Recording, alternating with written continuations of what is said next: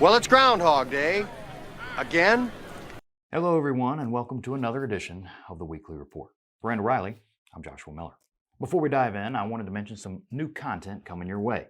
Yesterday, we released the January Driver Recruiting Monthly Trend Report. Tomorrow, the Year-End Trend Report covering all of 2021 will be released. And this Friday, an all-new episode of Yard Jockeys will premiere. This month's guest is Katie Love from WorkCount. In the latest episode, Katie and Dave have a great conversation about driver retention. So, keep your eyes out for that episode, as well as the year-end report. Now, on to the weekly report. This week in job board searches and clicks. Truck driver searches were up 7% week over week and 33% month over month, but dipped 2% year over year. Clicks on driver postings fell by 14% week over week, but rose 6% month over month and 49% year over year. This week in freight.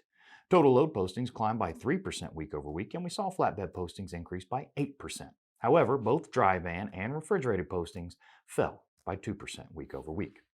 Overall truck availability fell by 1% week over week as the overall load-to-truck ratio increased to its highest level since June. Spot rates dropped by 4 cents per mile week over week, and dry van and refrigerated rates both dropped. Dry van rates were down 10 cents per mile, while refrigerated fell by 19 cents per mile. Flatbed rates, however, increased by 3 cents week over week. Dry van and refrigerated rates are now on a 4-week slide from the all-time high rates we saw at the end of December, and excluding fuel, total rates were 16% higher than the same week in 2021. Now, the story of the week. Decreased import volumes to Southern California continue to reveal the supply chain pressures. While imports make up a small percentage of the total freight volumes here in the U.S., the constant supply of ships waiting to unload at the Los Angeles and Long Beach ports help highlight the overall condition of the supply chain. As a result of the constant offshore backlog, changes in the LA and Long Beach container imports reflect changes in the ability of the gateway system to handle the volume of inbound shipments in the queue. If there's not a backlog of ships waiting to unload, the LA and Long Beach import volume measure the import demand, which fluctuates due to various seasonal and economic pressures. Under the current circumstances, however, the falling import volumes seem to indicate that the bottleneck issues are getting worse. Combined imports from the two major ports were down 3% in December compared to November and 13% lower when compared to October imports. And these drops are not solely a result of the holiday season either. Imports to LA were down by a full 16% year over year. The combined imports for LA and Long Beach haven't seen levels this low since June of 2020, when the low import volume was a direct result of the lower import demand. Southern California import trends seem to imply that the landslide bottleneck situation, which is being driven by constraints on terminal space, trucking, and warehousing, is indeed deepening.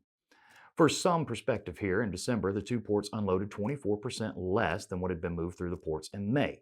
And as far as demand factors in, it would have been possible to equal the May totals, as there was plenty of available cargo. It was just stuck offshore, waiting to unload. The California COVID numbers didn't spike until the end of December, and they saw an even higher number in January. So unfortunately, we're probably going to see those import volumes drop even lower. All this seems to highlight that the supply chain continues to be stretched and very stressed. Under these conditions, expect freight rates to remain elevated. Drivers will likely have to continue to sit through long wait times across the supply chain. So it may be worth it for fleets to consider improving detention pay to try and keep those drivers happy. And that does it for this week's report.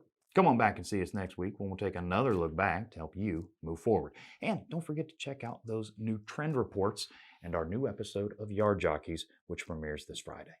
Until next time, have a great week, everybody.